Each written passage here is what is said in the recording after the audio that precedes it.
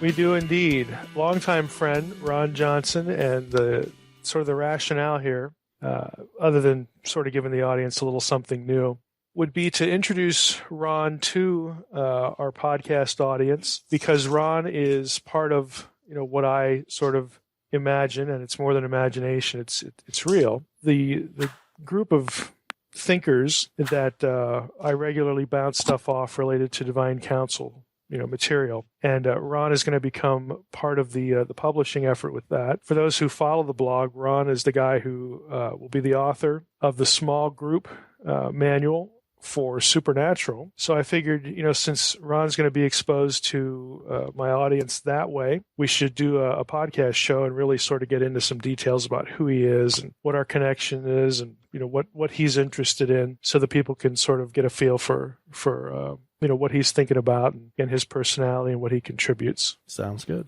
All right, so let's just jump into that. Ronn, the audience is, of course, naturally going to want to know first how we met. In other words, what's the connection? So I'll let you sort of explain that. Yeah, good. Thank you. Good to be part of this. We go back to our college days. I think I was a sophomore. You came in as a freshman. I don't think we ever got to play baseball together, but I know we talked a lot about it. Did we ever play a year together? I believe. I think we did. One year, but otherwise, that just came back to mind. We would go on baseball trips, if you remember this. We talked theology the whole time. It was marvelous. But we got out of college, went off to seminary, I believe, around the same time. We had just a lot of interests. We used to talk theology for hours together. I remember it very well. Just loved it. Let's see.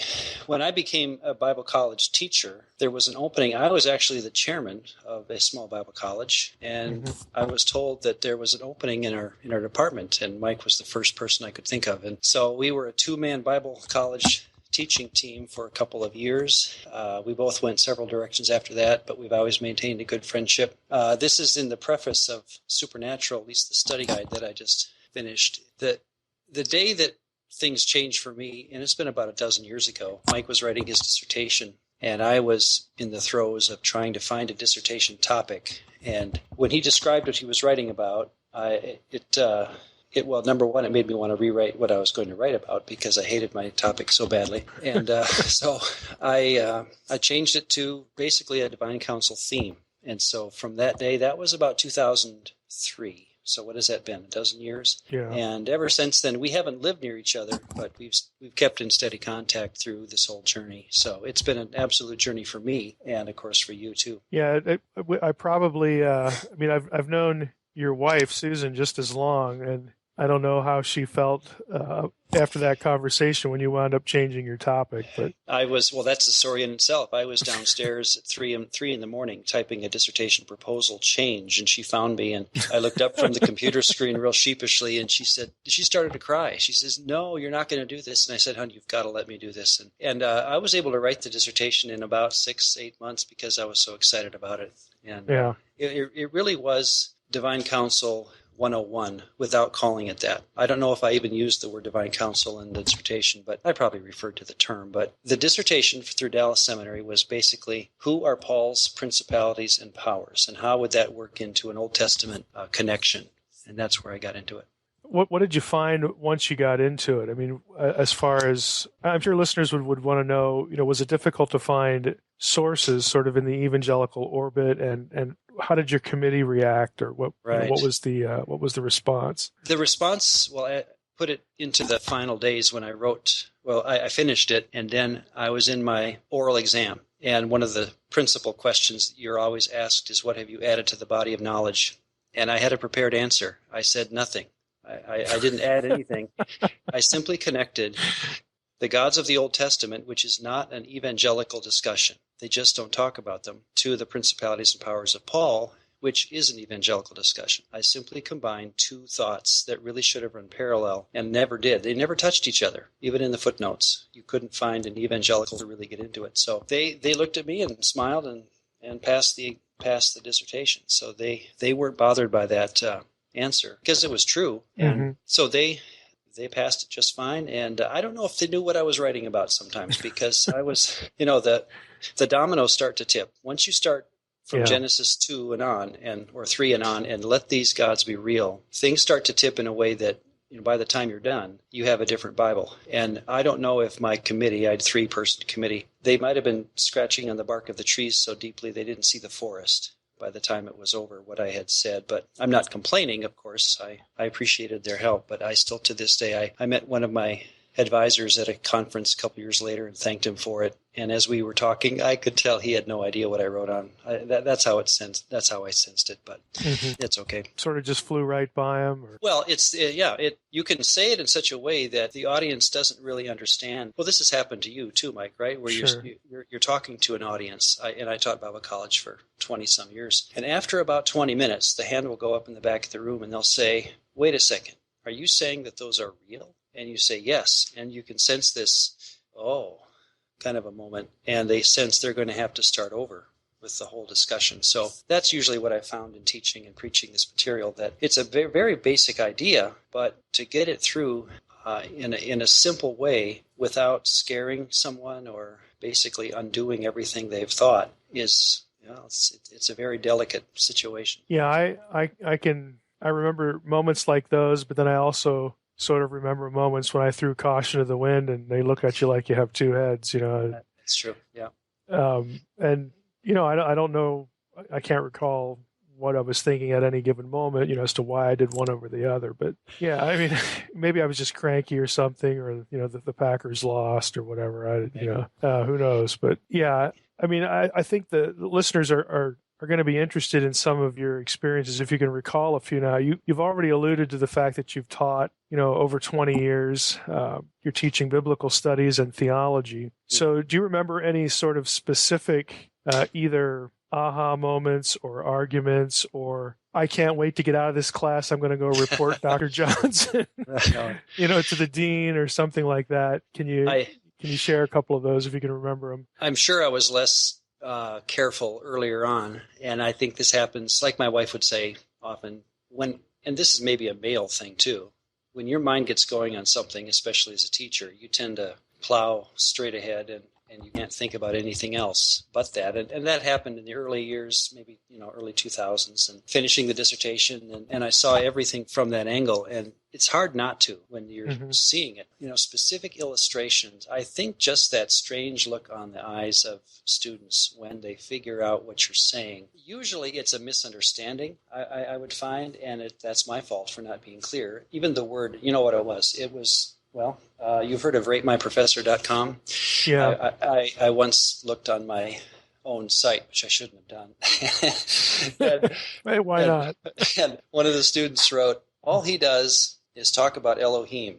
And I thought, yeah, I think you're right. But what I had said, and he only had me for one short class, but I was trying to connect this idea throughout the Old Testament. And once you get going down that path, I can see where the student feels a little overwhelmed by how that concept, if they are real, changes not only the first commandment, but the entire storyline of idolatry, the fall of Israel, the coming of Jesus, the meeting of demons, the principalities and powers, the afterlife. I mean, there's so many dominoes that have tipped over by the time you're done. The student thinks you've talked about one thing only, but really what you've done is just connect the dots all through the test. Well, and be candid here. I mean, granted that the material's new. My experience online and sort of in live settings is there always seems to be 2 or 3 or 4, a handful of people that just sort of get it. And I don't know why they necessarily get it. I guess my question is, do you think it's a personality thing, an openness thing, or do you think people are actually prepared by what they hear in church? I mean, it's hard to assess because that's a great question. It's so random.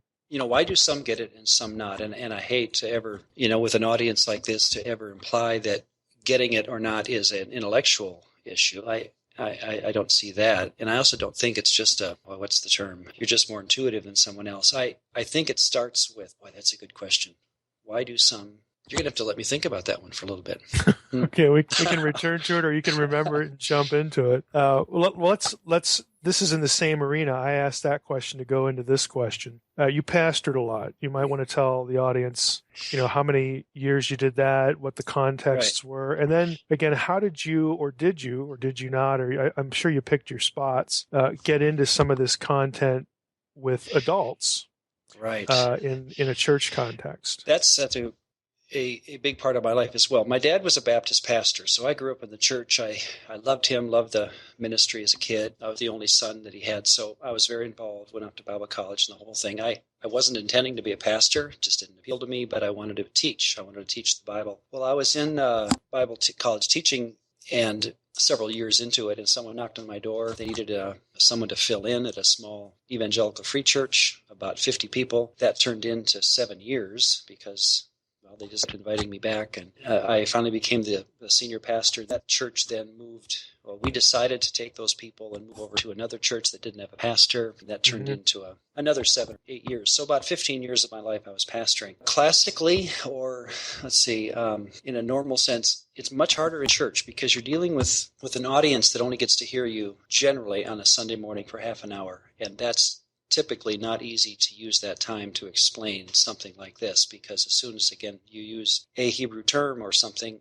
part of the audience tunes you out, or at least doesn't try to listen too carefully. And we were greatly blessed by the people, and I think it was mutual, but I never pushed this issue too deeply. I would allude to it. There were times in the text when I couldn't deny it. But again, how many people in the audience are carefully listening when you say things like that 6-line creed in 1 Timothy 3, and one of the lines is seen of angels. Jesus was seen by angels, and Paul seems to use that as it's one of 6 lines in the gospel, as though this is a critical issue, that Jesus was seen by angels. And I connected that in one of my sermons to the demon sermons, shall we call them, the demon expressions of who Jesus was when he would appear. They would bow down, Mark 3, and they would say, "You are the Son of God. When are you going to torment us?" And I took that back to Jeremiah 10, where God has promised to punish the gods of the Old Testament. And I don't know if people caught it. I guess no one said anything. They shake your hand on the way out and say, "Thank you, Pastor," but I didn't hear anyone comment on it. To me, it was, "Did you catch this?" You want to stop and pause and say, "Are you seeing how this all plays together?" And you don't have an opportunity that way as a pastor. So there's a lot of other things to do in the ministry, a lot of practical administrative issues. And so that's a good question, but I never pushed it too hard. And to this day, I wonder how many people, if I asked them, would know my view. Well, that's understandable. I think you described it pretty well. And the time thing is really a big deal, because if you only get essentially 30 minutes a week, as opposed to 3, 50-minute periods, like in a 3-hour class, or. And what are you expecting when you go to church? Right. Do you really expect to get a sermon on connecting Jeremiah 10 to 1 Timothy 3? That's not on your list of. You're thinking of maybe of a list to buy at Target on the way home. I mean, this and these are good people. Though. I'm not complaining about the quality of the person. It's just where our society is when it comes to what you expect on a Sunday morning. Mm-hmm. Well, I want to go back, to the classroom.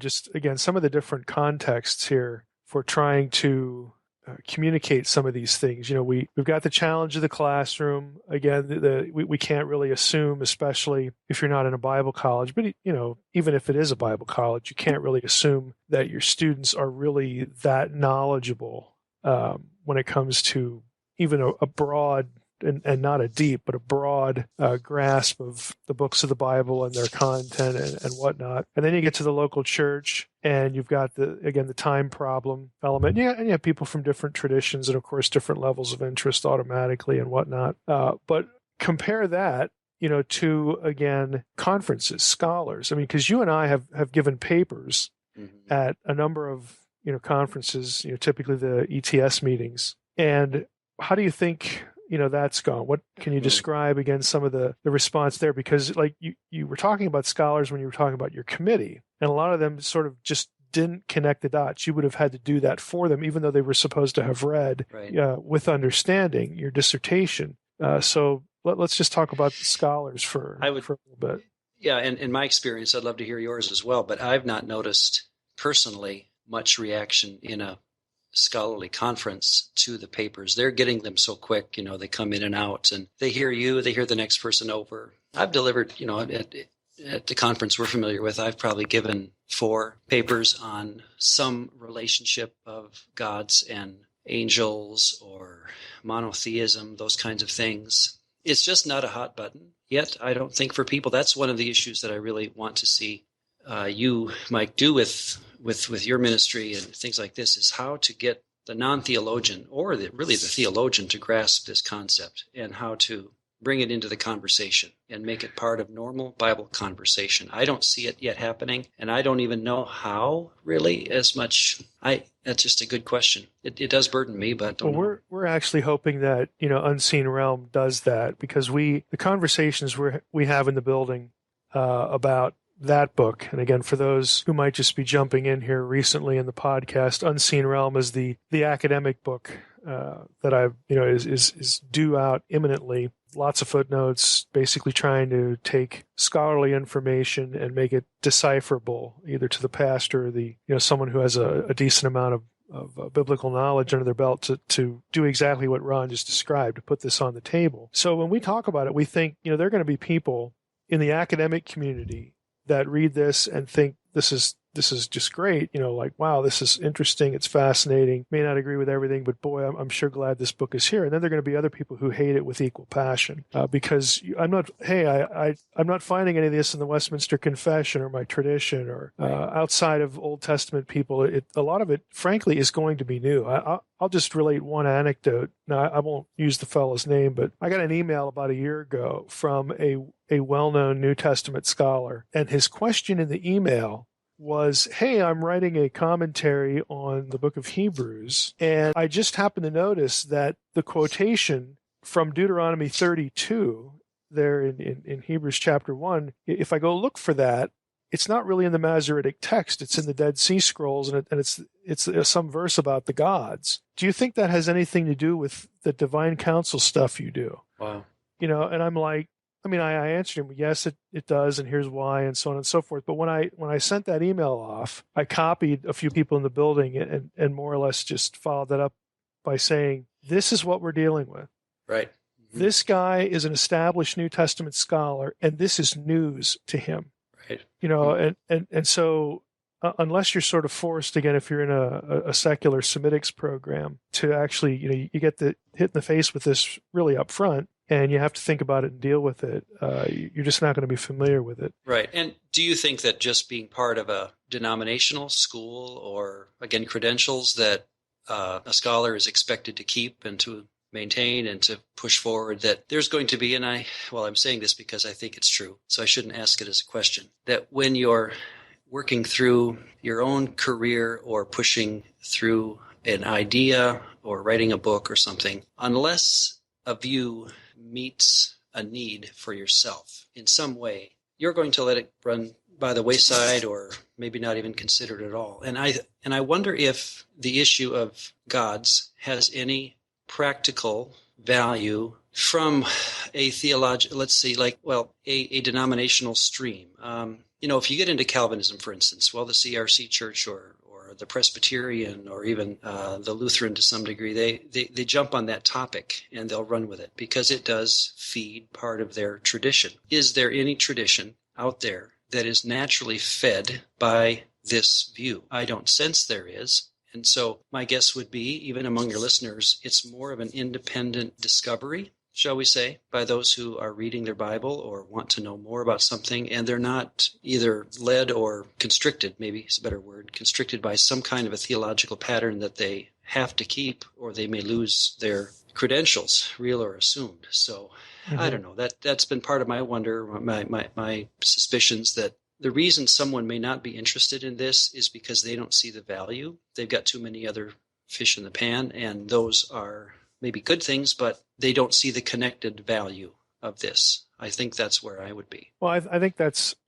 possible. It's sort of the other side of that coin is they don't see the value because they've never been shown it, and they've never sort of had anybody take them by the hand and say, well, here's the ripple effect it has in all sorts of places. Do you think they'd have to start over so deeply or so much I that think, it wouldn't yeah, be worth the time? I do, and I think that's actually the greater problem. I think we live in a culture where a lot of Christians are willing. Up front, they're not attached to a specific denomination. A certain number are, but there's a lot of evangelical free churches or community churches or whatnot, and they tend to be very eclectic. So you've got a significant number of people already sort of detached from one single tradition. or a church context that promotes one single tradition. Mm-hmm. And then the issue becomes like, wow, this is just making me think about so many things I'm already tired. Right. And I just don't know that I want to do that. I think what it's going to take, and I've hinted at this on the blog a little bit, but I think for a book like Supernatural, well, and Unseen Realm, both of them, I think its success will really depend on grassroots effort. Mm-hmm. Some friend in a church handing it to another friend, or letting them borrow it and say, hey, just read the first 2 chapters here. In other words, stimulating an interest and then having conversations about that and pulling people into the questions, so that going back to your student, the people that really get it are the ones that listen to the question and say, that's really a good question. Mm-hmm. So I think that's going to take conversations. And it does. But and let me add one more part to that. Where do you stick this in, shall we call it the theological encyclopedia? Where does it start? Where does it end? How do you fit it in? And I'm sure you struggled with this in writing the book. Is this a discussion to have at the beginning of the book? Or do you explain how they fit into already existing stories in the Bible? Do you start in Genesis 1, or do you just move through Abraham's life and then drop in the idea? Or that's where I've struggled, is how to drop and where chronologically, where systematically do you drop into this discussion and say, back up, we've got to start over because of what I'm going to be telling you in the next 10 minutes. Yeah, I pretty much start, I'll lead off Unseen Realm with the gods, because that's the provocative issue. And then I go right from that to Genesis 1:26, the whole imaging idea, because there's a direct connection there with the plurals. And then the Unseen Realm proceeds in many respects chronologically, using the order of the English Bible and biblical history and whatnot. So I think part of the rationale for that was so that people could follow the narrative, if I can use that term. Yeah, that'd be fine. So I thought that would be helpful, but along the way, I have summary sections that sort of summarize why you should care, about these last 3 chapters or the last 5 chapters, that sort of thing. And I think fundamentally, it's really about understanding God's interest in humanity, who we are, who God wants us to be, what God wants to share with us, His life forever, that sort of thing. And it takes familiar New Testament ideas that most Christians have heard and do cherish, and just raises the simple observation that, hey, these things have Old Testament roots, and there are reasons why these terms are being used and why other terms are not being used. And then taking that into sort of our destiny, our status, and that sort of thing. So I think those are connection points, other than sort of the curiosities, the weird passages of the Old Testament. We hit a lot of those too, but I think to track on what in the world God's busy doing and why is He still interested. Right. And speaking of those strange passages, I think that's where people may tend to turn us, or turn me. I've heard that, where they'll look at my view on a certain minor passage, shall we call it, and say, well, that's just you. But my concern is that they're missing even Trinitarian issues, or monotheism issues, or the problem of evil, or the fall of mankind. Angels, demons. It just becomes such a broad topic. That's what I meant by fitting it into the theological encyclopedia. How do I even broach the topic of deity of Christ without backing up and saying, let's talk about what a deity is? And we have to go back to where do I start on that? So that's what I meant by trying to fit this in chronologically, or even in a simple Bible study, going with 6 people around the room. How do you start the conversation? That's what I mean. Yeah, it's tough. Some of that I think of personally as book 2, a follow-up volume, to do it more systematically. But I chose the narrative here, but I try to hit on as much as I possibly can, because there's really no area of doctrine that is not affected in some way by this, and sort of pick those things off as you're going through the narrative. We'll find out if that works. My goal, for the book is to find the 4 or 5 people in every church that just have this intuitive sense, or it might be something more overt, that there's got to be more to the Bible than this. There's got to be more to the Bible than what I've been taught, what I'm hearing now. I just have this sense that I'm missing something, and I have these questions, and I never seem to really get good answers to them. So I think in every church there's a handful of those people, and I think for the book, to reach those people, it's going to really have to depend on people on the ground who are interested already introducing friends and perhaps enemies Right. to what's happening, in the books. If I may jump in here, what I've noticed is it's a younger generation seems to be more open-minded to it, whether it be because we're raised on sci-fi or whatnot. But the older people that I talk about this content to, they believe in angels, they believe in the supernatural. But when you really get down to it and show them in the Old Testament, every single one of them say they're scared. It gets too real. And I think that the older generation is just plain scared of the content, whereas the younger generation is more open-minded and not scared, but more interested due to sci-fi and just our generation. Yeah. I think what will happen, of course, is providentially what's going to happen, and the God will see to it that people get the book. I mean, we're on the business end, we're committed to the long haul, for the whole thing, and those who wanted the book to happen in the first place understand that it's going to be controversial, but they're committed to the content and they know it matters. So we'll just see. It also may take some major player in evangelicalism, if I may say it that way. There's a well-known pastor. To love it or hate it.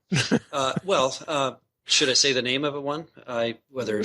You can, whatever you want to do. John Piper. I've had him in my classrooms at Northwestern. Well, twice, so I shouldn't say too often. But one time I overheard him say about me. He says, "Oh, that's the guy who does those weird papers at ETS." Well, what he meant was that the idea of the gods is weird, and as long as a big name pastor says that, obviously the people in the church will trail with that. And could it take someone of, I don't know how to say it, but a mega church level pastor who decides this is something my people need to know? Yeah. And that would be a fascinating idea. That was part of the logic to having two books, because your mega pastors are going to be the ones recommending the trade book, the little version that you wrote the study guide for, not necessarily the academic version, obviously. But if it takes off at that level, then people will become aware that, hey, there's this other book over here that gives you all the documentation and whatnot. So I've really made an effort to. I like the way you at your dissertation defense. What's your contribution? Well, nothing really. The dirty little secret here for Unseen Realm is that I'm not saying anything new. Nothing that is in the book is new. It didn't originate with me. But what I'm doing is I'm giving people the breadcrumb trail to every one of these ideas. And I view my role as synthesizing the ideas and making them decipherable, making people aware that these ideas are out there and there's a pile of research in the academic community behind every one of them. Right. That's a very common statement I hear. Why haven't I heard this before? And I say, well, we haven't read their books.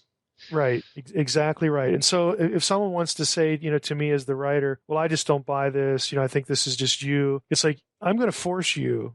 I'm not going to argue with you in a forum or anything like that, or my blog. I'm going to say, then you need to go back and critique the bibliography that I provided you. And after you do that, then we can have the discussion. I'm perfectly fine with not getting into the discussion with them, but giving them homework. Because if you want to win me, if you want me to say, oh, you're right, there's really nothing to this. This is what I need from you. I need educated critique here. I need to know why this is not the case, because I'm ready. I'm basically ready for you. Right. I've spent 12, 15 years at collecting bibliography. I know where the information is. I have access to it. I've put a lot of it in the book, the companion website. I am ready for your rebuttal. I am ready for your objection. Are you ready to do the work now? Or are you just going to spout off? I mean, I'm not going to try to say it that way, but that is, again, part of the discussion. We're working on this launch video, and there are three scholars being interviewed for the launch video. Gary Brashears and Tremper Longman and Darrell Bach are the ones who've agreed to do the launch video. And I was there when Gary was in, and one of the questions I asked was, in your opinion, do you think Unseen Realm will be controversial? He just started to laugh. It's like, of course it's going to be controversial. And so why? And one of his big sort of trajectories was it's going to force scholars, not just scholars, but everybody else, but even scholars to ask themselves the question, well, how much of this stuff about the supernatural world that the biblical writers believe do I believe? Good point, yeah. And that's an uncomfortable question, but it's a necessary question. I've already had people at ETS come up to me and say, who are aware of the project and the book and whatnot, and they're saying, this is actually going to be an issue of biblical authority someday. Wow. and probably not too distant in the future. They believe we're going to see the day when we're having sessions at ETS on, can we really believe what the biblical writers believed about this stuff over here? It's not science anymore or anything like that. It's what they say about the supernatural. And this, what we're doing, what we're talking about here, is core to that. And so I do think, whether it's supernatural at the grassroots or whether it's people either loving or hating unseen realm, I think it will be a discussion starter. And who knows? Who knows where it goes? Right. What do you think? Another question here. What sort of discussions do you think?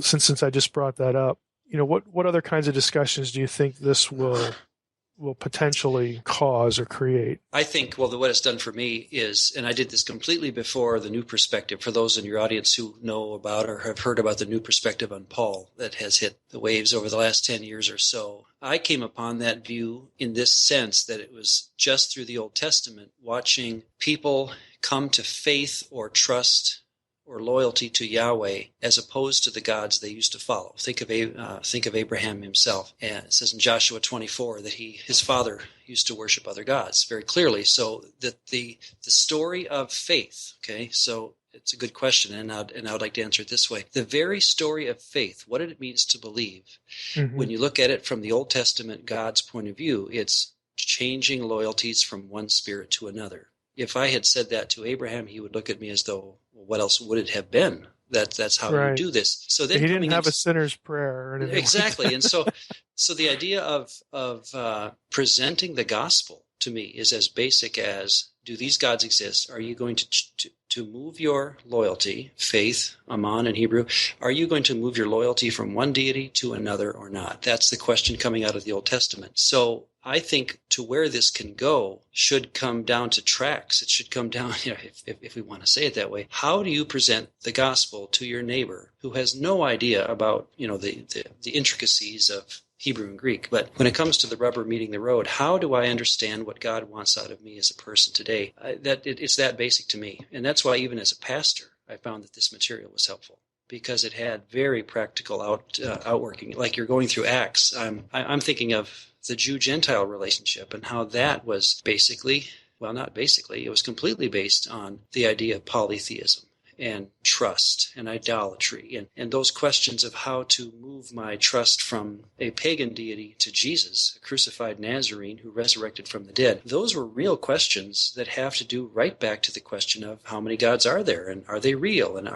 what is a demon? How does a demon affect me in my daily life if I sacrifice to them at the open marketplace? And all the things in Acts to me are just pulling and tugging their way from the Old Testament stories of the gods. Yeah. So ditto. The whole believing loyalty thing, I agree with you, is fundamental. It's not about moral performance. It's not about theological knowledge. Other than the extent of, okay, I have to make a choice now.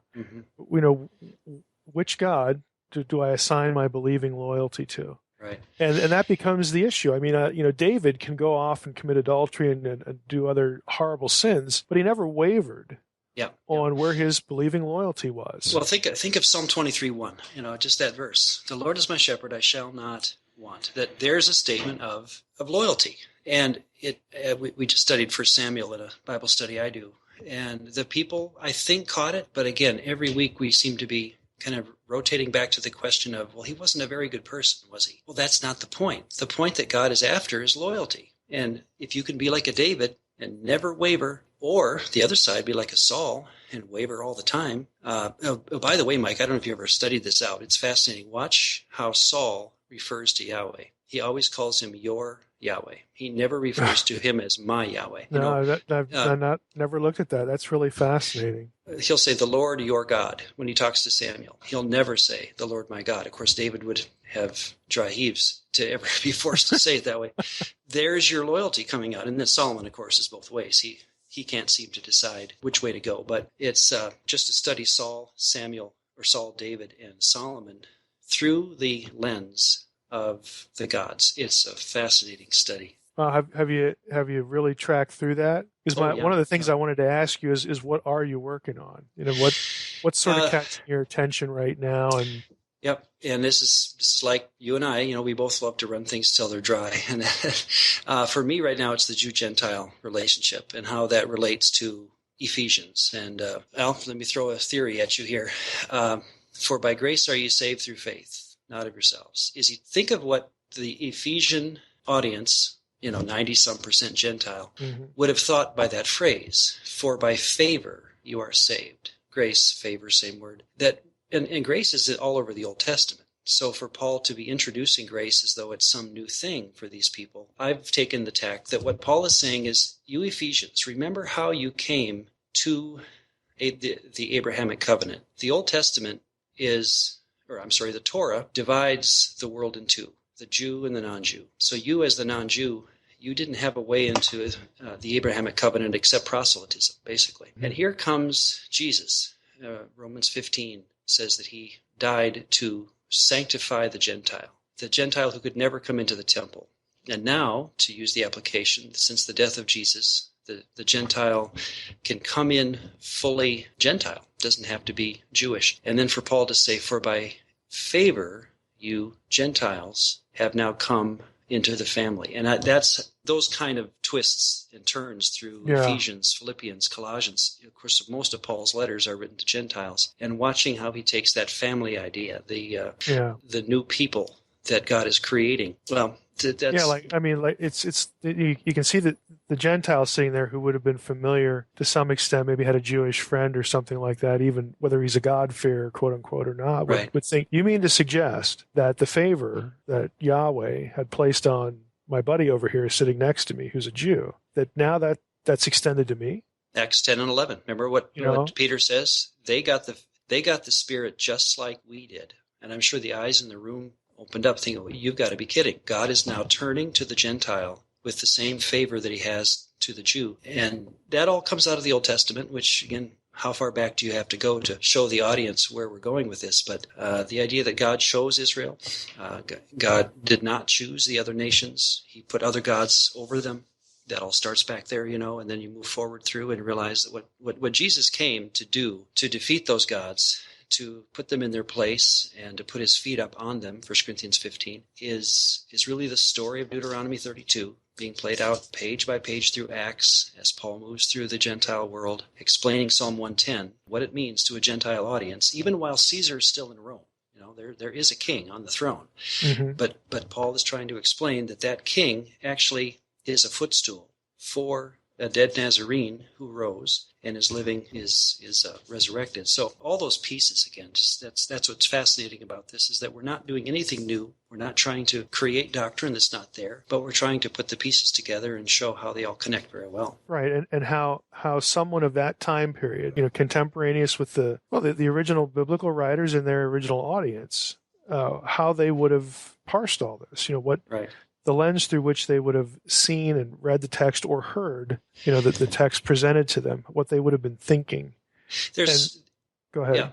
Yeah. There's another study that I've been working on too on my spare time, and that's idolatry. And why does the Old Testament at times tease or make fun of, and I'm sure you have a good answer for this, but I've not thought through it enough to come up with my own. But at times there's this rhetoric where they will tease the idolater and say that your God can't move, it can't hear, it can't talk. At other times, idolatry is the bane of mankind. It's this back and forth argument through the Old Testament. And yet at the same time, you come into the New Testament, and again, here's my evangelical background coming back to haunt me, I think, when it would turn idolatry into cars and boats and trees and say, don't love other things more than God. And right. the last verse of 1 John, it just comes right out and says, brethren, keep yourselves from idols. Yeah. And I have never heard an evangelical take that to mean other gods exist. I always hear, shape up, look at your wallet and see how much money's in it. But that's been a study I've been working on because, again, I see no end to it. That's is just huge, and it's the cause of the exile, and so it's a part of the story that I've never spent time on because my forebears never taught me that. So talk a little bit about that in the time we have left.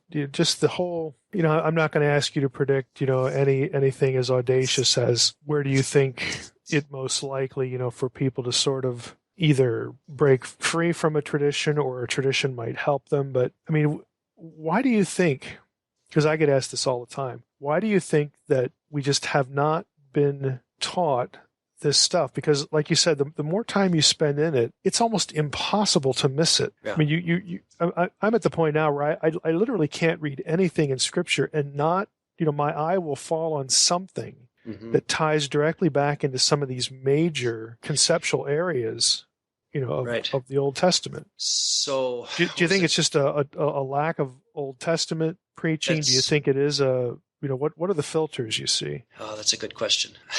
I'm like you. I can't read it without thinking of the dots connecting, and I wonder what I used to think. That's what bothers me. 10, 15, 20 years ago, what did I used to think about this text? And that's both a question of what needs to be done and how to change it. Mike, I don't have a good answer. I think that's why we're here. And appealing to those who are listening that there's a common sense side of this that is just waiting to be picked up and move forward. And I'm glad to be part of it. I'm obviously not alone in it, and that's maybe where I have to leave it. I don't have a good answer. Well, I'm sort of at the same place, and I'm not saying this is a good thing, but I don't spend a whole lot of time now worrying about coming up with a silver bullet, to rid people of the filters they have or anything like that. My goal is a lot simpler. That is, I'm going to expose you to this, and I hope that you latch on to one or two ideas and they never leave you. In other words, they so trouble your mind in a good way, again, gnaw at you, and you begin to see that these are really important questions. Because once you turn, once you make that much of a turn, and there's something that you want to find an answer to, because 99% of the people in church, I'm convinced, are quite capable of finding answers to these questions. If you just alert them to the fact that there are questions here, and then you produce things, again, which is the point of the websites and the books and all that there really are answers here that will affirm, ultimately affirm your understanding of the gospel and so on and so forth. But if you just know there's a question and okay, well, I know the guy who raised this question for me, and he recommended this or that, the other thing, you remember a little bit of that. As soon as you sort of make that turn and you start getting a question answered, I think that's really all I can hope for. That there's a little spark of curiosity created, and this is why I think this is going to have the impact that the books and everything we're trying to do here is going to be directly commensurate to people on the ground level getting involved, just introducing their friends to certain thoughts, presenting them with a good question. That's going to drive it. It's not going to be the wonderful cover that we made for the book or my exhilarating prose. It's just not going to. Or just not going to cut it. A good study Bible that is published by a press that is, shall we say, people trust because they know the name, and it's sitting on the laps of a dozen people in a circle where they can look, because a lot of people read those study Bibles thinking they don't separate, the line halfway through the page between the footnotes and the text, and they're looking down to the footnotes to see what this text means. That may be another step in this process, is to have people with Bibles that, again, we're not trying to, like you call it, a silver bullet, but page after page of explanation of what this text means in relation to the other text and so forth. And that may be another step in the process. That I'm glad you mentioned that, because that is something that I know in my mind gets a little neglected.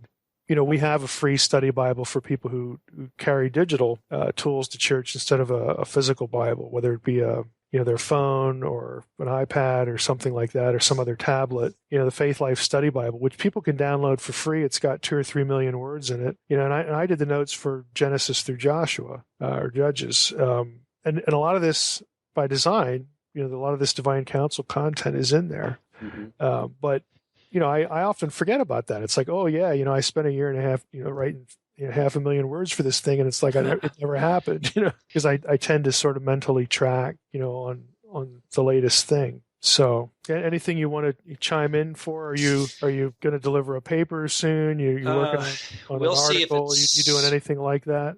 Well, we'll see if it's accepted. I put one in for ETS this year on, I think I called it Improving N.T. Wright's Grand Story. N.T. Wright, for those that read him, I find him delightful, brilliant man. He's so broad, yet so careful about the text. He's just delightfully bringing me back to the Bible every time I open up his books. And the one thing I've noticed, not as and I hate to say I could improve on him, but he doesn't take the gods seriously. in the sense of real beings. And that's what I'm going to do if it's accepted, is a paper on that, showing how this argument that he has been bringing to evangelicalism very strongly for the last 20 years, the one how it helps. area, how it could help. It could answer some questions that he leaves open-ended, but they don't need to be open-ended. They're answered right in the text. So, well, did I tell you Dave Burnett's experience last year at SBL? Did I share that with you? You may have. I forget. Okay, well, Dave's another guy I want to interview on the podcast, but David did a paper in a Pauline studies section on Genesis 15:7, so shall thy seed be, and the whole thing about the Abrahamic covenant, your descendants are going to be like the stars, the sky, and all this kind of stuff. And N.T. Wright was a responder in that section, and so Dave's paper went through all the Second Temple literature. I actually posted this with Dave's permission on my blog, months ago, so people could read the paper. But he basically goes through all the Second Temple literature, showing how not only did people consider this a quantitative promise, your seed will be like the stars and numerically, but also they saw it as a qualitative promise. Okay.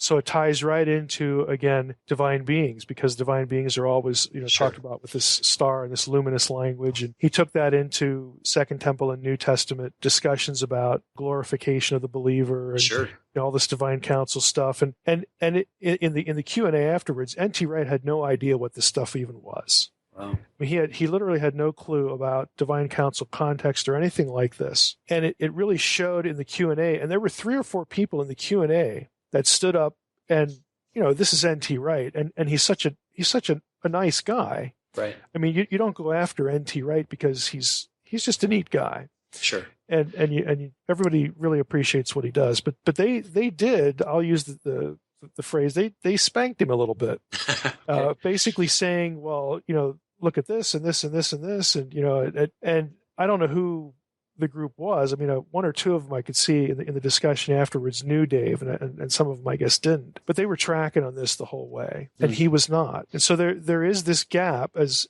wonderful as Wright stuff can be. There is this gap that would make his case in certain places really stronger, and like you said, answer questions. Absolutely. It would not weaken his case at all. That's numerous times in his books. I just underline it and I scream my thoughts, next to the paper. If you would just stop right here and add in the reality of a demon or the reality of a God, boy, you'd make your point. So yeah. Well, I hope that gets accepted, and of course, if it does, I'll let people know on the blog, and hopefully we'll make your paper available, and it'd be interesting. I would plan to go to that, if it's. Unless they I submitted something about Hebrew and Greek study, but who knows? I've forgotten all about it. Sure. But chances are they'll both get accepted and be scheduled right next to, right on top of each other, like it always happens. But I know. But if it doesn't, I'd be interested in going to hear the discussion, the Q&A afterwards, especially for something like that. And if sparks fly, that would make a good thing to do an interview on. Sure. Wow. I'll probably send it to Dr. Wright as well and just say thank you. And my wife didn't want me to have the title I had, something about, improving on his storyline, but I just did that out of shock value. Yeah, instead of the warm cookie model of election, it's how N.T. Wright can be improved. For those little inside baseball here, Ron and I would go to the conferences, and we would always meet up at some point and say, okay, what's the dumbest title for a baseball? What's the best one? What's the dumbest one? What's one that you just looked at and you thought, what in the world is this about? And there are some real winners. There really are. And that was one of the warm cookie model of election. I don't know how that gets people in the room, but one of them, remember, I had I've fallen, and Elohim have fallen, and they can't get up. They can't get up. Yeah, so you were guilty too. Okay. Right. Okay. Oh boy. Well, anyway, I'm glad we could do this today. We'll have to do it at some future point. Again, like maybe when you have something specific that really just you've discovered, might be a good time to do it. Or maybe if your paper gets accepted, sure. Who knows? But I want to start introducing people who are into this material to the podcast audience, and so that's the logic. And I hope listeners got something out of the discussion. I would think they would have, but again, the goal is just to have you meet Ron and know who he is, and you will be hearing other things about him and from him in the future. Ron, I got a couple questions for you. Mm-hmm. First, I just want to make a quick comment about why this knowledge hasn't been that prevalent. I think it's 1 Corinthians 2:10. These things God has revealed to us through the Spirit. So I think God's revealing more knowledge here lately. And Ron, could you tell me about the small group manual for the supernatural? Can you give me some details about that? Yes, Mike was gracious to ask me to provide a study guide for small groups, and so what I did, the logic behind it is a shortened, almost just not point by point. I take 2 chapters. There's 16 chapters in the book, so I have 8 chapters, and each of those chapters has, it's not long, 1,000 words each chapter maybe, but I take seminal ideas that Mike has brought out, and I add to it. I add other texts to it that he didn't have time to go over, or dominoes, that if this is true, what Mike said here, think of how this affects over here. So it's a companion volume, but it's meant to add illustrative and applicational help. There's a few study questions at the end of each chapter as well for a small group. That's the logic of it. Okay, great. Awesome. I'll be looking forward to that, as I'm going to be doing that myself, leading a small group. Well, last question, Ron. You got to give me at least one funny story about Mike from school. Oh. The most embarrassing story you got. Well, we're out of time now. So. Oh, my. Embarrassing. The most embarrassing, yeah. Oh. Maybe a teaching one? Well, we had a Bible department meeting in a jacuzzi. Remember that, Mike? we were the 2 members of the Bible department, so we were down in Iowa. I don't know why you came down there with us, but there's a jacuzzi in the backyard, so we had a Bible department meeting in the jacuzzi. So that's an image I don't know if I can get out of my head right now. Yeah, I know. See, now aren't you sorry you asked? I am very sorry, yes. Oh, I remember. I'll give you one about Ron. One of my favorite memories of Ron when we were faculty colleagues, was I was teaching a course on hermeneutics, and part of the course, again, is to try to introduce people to proper methods of exegesis or Bible exposition. And so Ron, we had been to the same seminary years ago for a little while, and Ron really disliked the way that we were taught to do exegesis and take a passage and then put it make it into a sermon outline. And as a silent but not so silent protest, he took a letter from his mom. Oh yeah, remember that. You remember this? Oh yeah. He took a letter from his mom and applied the exegetical method to it. And it's just sounded so ridiculous. Like questions about authorship and date and occasion and how that contributed to what, and he'd pull it was just one page, just a little letter from mom, a little shorter than Philemon, but he would ask these interpretive questions like we were being trained to ask. Yeah, it was a mock of what I was being told how to handle. Oh, it was hilarious. And my point was, if you remember this, my point was, after I was done the letter, you had no idea what my mom's letter was about. It had nothing to do with it. Right. So I wanted him to do that for my students, and it was just hilarious. I mean, and I think a lot of them got the point. Yep. That a lot of this stuff that you're asked to do or that you see modeled in a church sermon is pretty artificial. Right. Or thin. And I call it thin. Yeah, it actually impedes really sort of grasping what in the world's going on here. But it was, that was great. That was one of my favorite days. That's back in the days before the computer, so I don't have it on file anywhere. It's probably stuffed just a piece of paper somewhere. Well, if you find that, you got to send that to me. I'll scan it or something. Okay, sure. It's just too bad those things weren't recorded either. Right. Any Dallas-specific stories? Those are my old stomping grounds. Oh, really? Yeah, I lived there for 6 years, so you have any good Dallas stories? We both... Did you get converted to a Cowboys fan? I did. I mean, I went to Tom Landry's retirement parade downtown. I enjoyed that. Did you ever meet him at a board meeting? When they... No, I guess he was on board at Dallas. Yeah, well, I remember the first one. It's like, hey, there's Chuck Swindoll. You get out of the way. I want to see Tom Landry. Right. That kind of thing. No, I think we just had a lot of good times talking and comparing notes and learning. And that was Mike. Yeah, you were the one that said it to me once when we were talking about looking back upon our Bible college days. And you said, were we really that weird? Because we simply talked theology all the time. Yeah. And that was that was our life. And it struck you after we graduated how weird that was. Yeah, we weren't terribly typical, I guess, but oh well, mea culpa. Just I'm still unrepentant, That's even to this day. But yeah, some of the Dallas things that were great were Geisler quotes. I think that was. Oh, yes. Yeah. We all have our favorite Geisler moments. We had Norm Geisler for a couple of classes. My favorite was in apologetics class when Norm came in and some guy in the front row, was so excited, and he said, Dr. Geisler, have you read Tim LaHaye's latest book? I remember this. You remember this? The I haven't Geisler, finished. without hesitation, looked at the guy and said, I haven't finished reading Aquinas. Why would I read LaHaye? And that was just the end of the discussion right there. I remember that very well, yep. Yeah, that was classic. But Norm was always good for a one-liner. Absolutely. Yep. Yeah. Where is he nowadays, by the way? I don't know. I've sort of lost track of him. He was in Virginia or something last I heard, but I don't remember.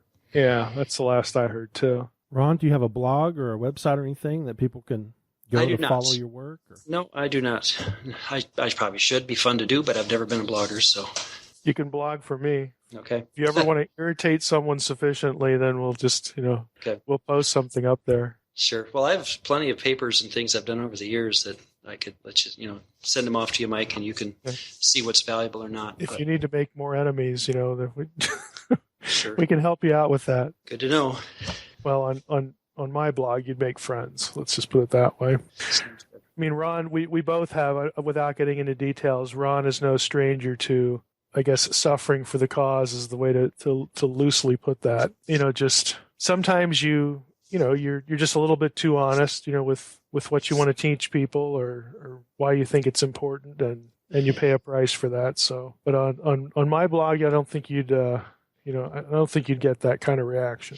Well, this is the first time in my life, a long time, that I've not been denominationally responsible to someone or a school or a church. And it's been a delight to read the Bible more vigorously than ever. I left my ministry teaching and pastoring about a year and a half ago. And it's just been it wasn't what I expected. I haven't found my desire to read any less. In fact, it's doubled, if I can be honest. And I don't fear is the wrong word, but I think Mike, how this is when you're teaching or part of a school. Your first thought is for the student, and you're thinking, if I say this, how will this be interpreted? How will it get back to their parents or the academic dean or something? And by the time you're done, maybe you've filtered the message so much they don't even understand what you've said. But that's where the delight of a blog would be helpful. So you're not fearing credentials. Mm-hmm.